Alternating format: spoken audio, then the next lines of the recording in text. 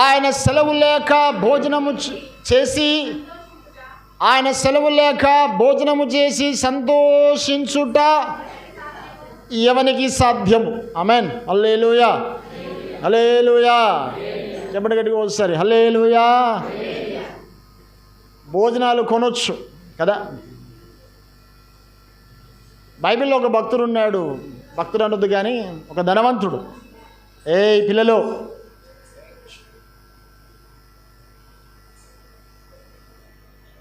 ధనవంతుడు ఉన్నాడు. అతని గడ్డ విస్తారమైన పంట పండిందట. ఒకసారి ఏందన్నాను చూడండి సార్, బైబిల్ మూసేయండి. విస్తారమైన పంట పండిందట. విస్తారమైన పంట పండిన తర్వాత దాన్ని కోట్లలో కూర్చుకునేటప్పుడు పాతయ్య నిప్పేసి పెద్ద కోట్లు కట్టాడట. ఈ కోట్లు కట్టిన తర్వాత వెంటనే లోపల ఒక హ్యాపీనెస్ వచ్చింది. ఈ హ్యాపీనెస్లో ఏమొచ్చింది?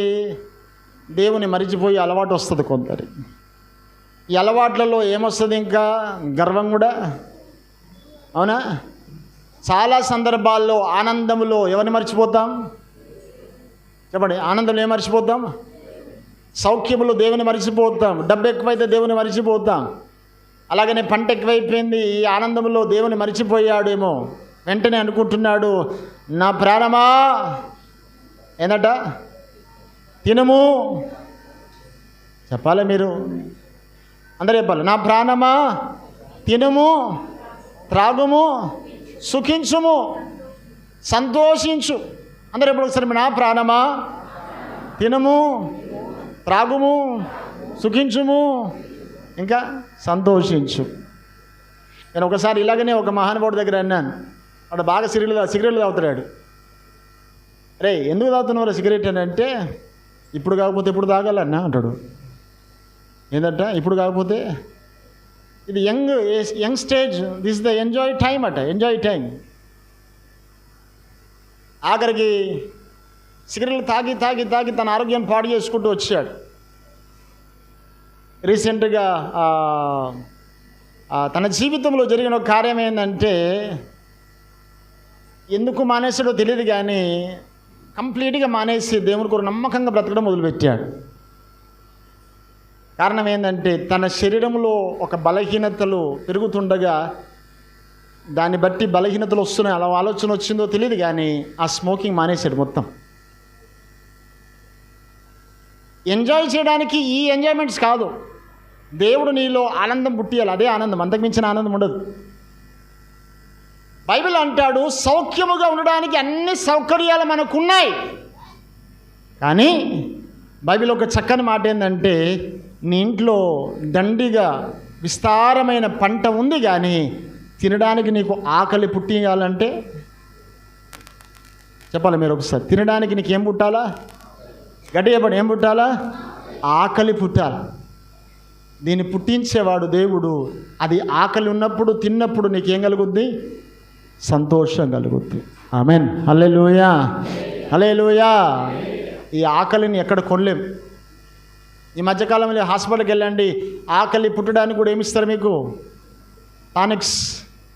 ఏరా మనమే చెప్తాం, డాక్టర్ గారు నా కొడుకు అసలు అన్నమే తింటలేడు, ఏదన్నా రాసి వాడు రాస్తాడు 2 బాటిళ్ళు కదా.